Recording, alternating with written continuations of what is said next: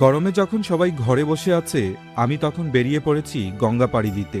কারণ আজ আমার গন্তব্য এমন এক মন্দির যার সাথে তুলনা চলে রাশিয়ার সেন্ট বেসিলস ক্যাথেড্রালের। চলুন আজকের জার্নিতে আপনাদের নিয়ে যাই এক অন্য জগতে। গত পরশু ভারত এসে পৌঁছেছি। আগের ভিডিওতে দেখিয়েছিলাম সিলেট থেকে কিভাবে ভারতে এসেছি। দীর্ঘ জার্নির ধকল কাটাতে গতকাল সারাদিন বিশ্রাম নিয়েছিলাম। সন্ধ্যায় একটু কেনাকাটাও সেরে নিয়েছি। আজ 25শে মে 2026। সকাল হতেই ক্যামেরা হাতে বেরিয়ে পড়েছি নতুন কিছু দেখা আর জানার নেশায়। আমার আজকের গন্তব্য ঐতিহাসিকভাবে সমৃদ্ধ হুগলি। পুরো ভিডিওতে আজ আপনাদের সাথে থাকব আমি রিপন ঘোষ, আর আপনারা দেখছেন এক্সপ্লোর উইথ রিপন। কাঁচরাপাড়ার একদম কাছে হালিশহরের পাশ দিয়ে বয়ে চলেছে গঙ্গা। একটা টোটো নিয়ে চলে এলাম ডানলপ ঘাটে। এই ঘাট দিয়ে আগেও গঙ্গা পার হয়ে ওপারে হুগলিতে গিয়েছি। পুরো পশ্চিমবঙ্গ জুড়েই কিছু দূর পর পর গঙ্গা তীরে যাত্রী পারাপারের জন্য এমন চমৎকার লঞ্চ বা ফেরির ব্যবস্থা আছে। আর ভাড়া একদম নামমাত্র, মাত্র 8 থেকে 10 টাকা। প্রতিটি জেটি ঘাটই বেশ সুন্দর করে সাজানো। পশ্চিমবঙ্গ এলে আমি কারণে অকারণে গঙ্গায় নৌভ্রমণ করি। আসলে গঙ্গার বুকে নৌকায় চড়তে আমার দারুণ লাগে। পুরো পশ্চিমবঙ্গে এখন তীব্র তাপপ্রবাহ চলছে। দিনের বেলা বের হওয়া বেশ কঠিন। তবু ঘোড়ার নেশা যার আছে তাকে কি আর ঘরে আটকে রাখা যায়? তবে ভাগ্য ভালো, গঙ্গা তীরে আজ দারুণ হাওয়া বইছে, যা গরমের তীব্রতা অনেকটাই কমিয়ে দিয়েছে। পশ্চিমবঙ্গে আপনি যদি কখনো আসেন তাহলে অবশ্যই আপনি এই ফেরি ভ্রমণগুলো করবেন। প্রত্যেকটা গঙ্গার ঘাট ধরে যতগুলো ঘাট আছে প্রত্যেকটা ঘাটেই সাধারণত এই ধরনের ফেরি থেকে থাকে এবং সেই ফেরি দিয়ে এক পার থেকে আরেক পারে যাওয়া যায়। আর এই ফেরি ভ্রমণটা অসাধারণ হয়, অসাধারণ। আজকে আরও বেশি অসাধারণ লাগছে কারণ নদীতে প্রচুর ঢেউ, পাশাপাশি প্রচুর বাতাস দিচ্ছে আজকে, সেই কারণে আরও বেশি এনজয়েবল লাগছে।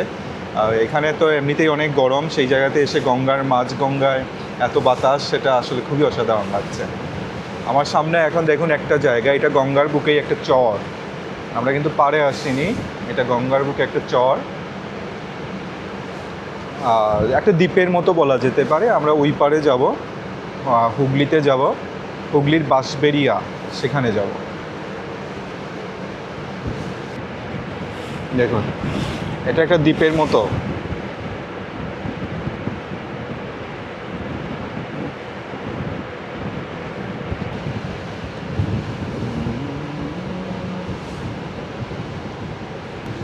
এই যে এদিকে গিয়ে একটা টার্ন নেবে, আমরা যাব ওই পারে যাব, ওই যে একটা মন্দিরের মতো দেখা যাচ্ছে ওখানে যাব।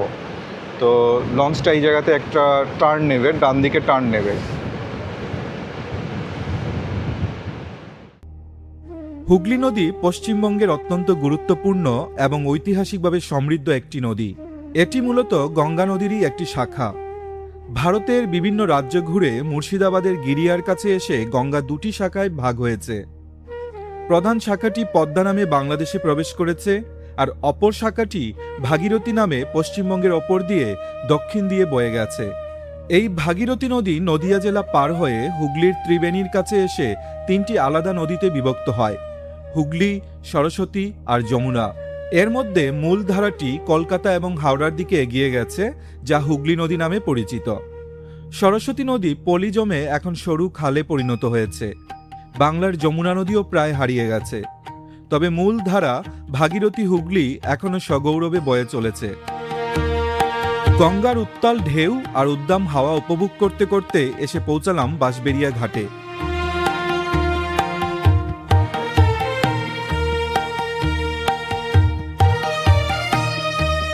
ঘাট থেকে বেরোতেই চোখে পড়ল সুন্দর সুন্দর প্রতিমা আর ভাস্কর্যের দোকান।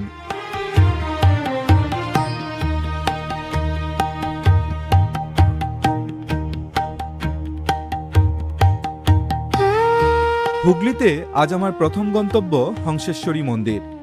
এর আগেও 2বার এসেছি এই মন্দিরে। আজ আবার এসেছি শুধু আপনাদের দেখাবো বলে। ঘাটের সামনের রাস্তা থেকে একটা অটোতে চড়ে বসলাম। পথের দুপাশে দেখা যাচ্ছে বেশ পুরনো বাড়ি আর স্থাপনা। পুরো এলাকাটিতেই প্রাচীনত্বের ছাপ স্পষ্ট। এই বাঁশবেড়িয়া শহরটি পর্যটকদের জন্য দারুণ এক জায়গা। হংসেশ্বরী মন্দির, অনন্ত বাসুদেবের মন্দির, জাফর খান গাজী মসজিদ আর ত্রিবেণীর ত্রিসঙ্গম সবই এই শহরে। এমনকি এই শহরের দক্ষিণে থাকা ডানলপ টায়ার কারখানাটি এশিয়ার বৃহত্তম টায়ার কারখানা। মন্দির চত্বরে যাওয়ার ঠিক আগে রাস্তার পাশের দিঘিটি নজর কাড়ল। রাস্তার পাশে একটি আর্ট গ্যালারির মতো জায়গায় তুলে ধরা হয়েছে বাঁশবেড়িয়ার ইতিহাস আর ঐতিহ্য।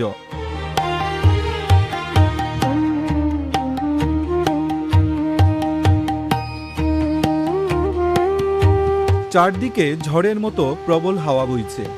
নারকেল গাছগুলোর দিকে তাকালেই বুঝতে পারবেন। ওই দেখুন, দূর থেকে দেখা যাচ্ছে হংসেশ্বরী মন্দির। তীব্র গরমের কারণে আজ পুণ্যার্থীদের ভিড় অনেকটাই কম, তাই মন্দির প্রাঙ্গণ আজ বেশ শান্ত আর মনোরম। হংসেশ্বরী মন্দির শুধু বাংলার নয়, সমগ্র ভারতের মন্দির স্থাপত্যের ইতিহাসেই এক অনন্য বিস্ময়। সনাতন ধর্ম, তান্ত্রিক দর্শন আর এক অভিনব স্থাপত্যশৈলীর মেলবন্ধনে তৈরি এই মন্দিরের ইতিহাস সত্যিই আকর্ষণীয়। মন্দিরের ইতিহাস জড়িয়ে আছে বাঁশবেড়িয়ার রাজপরিবারের সাথে। মুঘল সম্রাট আওরঙ্গজেবের রাজত্বকালে 1673 খ্রিস্টাব্দে জমিদার রামেশ্বর রায় বর্ধমানের পাটুলি ছেড়ে এসে বাঁশবেড়িয়ায় বসতি স্থাপন করেন। সম্রাট তাকে রাজা উপাধি আর 400 বিঘা জমি উপহার দেন। এই বংশেরই উত্তরসূরি রাজা গোবিন্দদেব রায়ের পুত্র ছিলেন রাজা নৃসিংহদেব রায়। তিনি ছিলেন শাস্ত্রজ্ঞ, দূরদর্শী আর পরম তান্ত্রিক সাধক। 1792 সালে রাজা নৃসিংহদেব আধ্যাত্মিক সাধনা আর অর্থ উপার্জনের উদ্দেশ্যে কাশী যাত্রা করেন। সেখানে 1798 সাল পর্যন্ত অবস্থান করে তন্ত্রশাস্ত্র, কুণ্ডলিনী যোগ আর মানুষের শরীরের ষটচক্র নিয়ে গভীরভাবে পড়াশোনা করেন। কাশীতেই তিনি স্বপ্ন দেখেন এমন এক মন্দিরের যেখানে মানবদেহের গঠনের সাথে মিলবে আধ্যাত্মিক যোগ। শোনা যায় তখনকার বিলেত যাত্রার পরিকল্পনা বাতিল করে তিনি মন দেন এই মন্দির নির্মাণে। বারাণসীর কাছের চুনার পাহাড় থেকে উন্নত পাথর আর দক্ষ কারিগর নিয়ে তিনি ফিরে আসেন বাঁশবেড়িয়ায়। 1799 সালের ডিসেম্বরে রাজা নৃসিংহদেব এই মন্দিরের ভিত্তিপ্রস্তর স্থাপন করেন। কিন্তু নিয়তির পরিহাস, 1802 সালে মাত্র দ্বিতীয় তলার কাজ শেষ হতেই তিনি পরলোক গমন করেন। থমকে যায় নির্মাণ কাজ। স্বামীর অসমাপ্ত স্বপ্ন পূরণে এগিয়ে আসেন তার দ্বিতীয় পত্নী রানী শঙ্করী। স্বাধীন চেতা আর দৃঢ় মনের এই নারী দীর্ঘ 12 বছরের অক্লান্ত পরিশ্রম আর বিপুল অর্থ ব্যয় করে 1814 সালে শেষ করেন এই মন্দিরের নির্মাণ। বাংলার চিরচেনা চালা বা রত্নস্থাপত্যের থেকে হংসেশ্বরী মন্দিরের গঠন একেবারেই আলাদা। অনেকেই এর চূড়ার সাথে মিল খুঁজে পান রাশিয়ার মস্কোর সেন্ট ব্যাসিলস ক্যাথেড্রালের সাথে। তবে এর আসল রহস্য লুকিয়ে আছে ভারতীয় তন্ত্র সাধনায়। 5 তলা এই মন্দিরের উচ্চতা প্রায় 70 ফুট। আছে 13টা রত্ন বা মিনার। প্রতিটির চূড়া যেন এক একটি ফুটন্ত পদ্মকুঁড়ি। পুরো মন্দিরটি তৈরি করা হয়েছে মানুষের শরীরের কুণ্ডলিনী শক্তি আর নাড়িচক্রের প্রতীক হিসেবে। হংসেশ্বরী নামের পেছনেও আছে গভীর আধ্যাত্মিক অর্থ। আমরা নিঃশ্বাস ছাড়ার সময় অজান্তেই শব্দ হয় হং, যা শিবের প্রতীক, আর শ্বাস নেয়ার সময় শব্দ হয় স, শক্তির প্রতীক। শিব আর শক্তির এই মিলনকেই বলা হয় হংস, আর সেখান থেকেই এসেছে নাম হংসেশ্বরী। মন্দিরের গর্ভগৃহে কোনো ধাতুর মূর্তি নেই। দেবী হংসেশ্বরীর মূর্তি তৈরি হয়েছে ঔষধি গুণসম্পন্ন নিম কাঠ দিয়ে। দেবীর গায়ের রং গাঢ় নীল। হংসেশ্বরী মন্দিরের ঠিক পাশেই আছে আরেকটি ঐতিহাসিক স্থাপনা, অনন্ত বাসুদেব মন্দির। হংসেশ্বরী যেমন বিখ্যাত তার অভিনব তান্ত্রিক স্থাপত্যের জন্য, এই মন্দির ঠিক তেমনই বিখ্যাত বাংলার ঐতিহ্যবাহী টেরাকোটা কারুকার্যের জন্য। 1679 সালে রাজা নৃসিংহদেবের প্রপিতামহ রামেশ্বর দত্ত রায় এটি নির্মাণ করেছিলেন।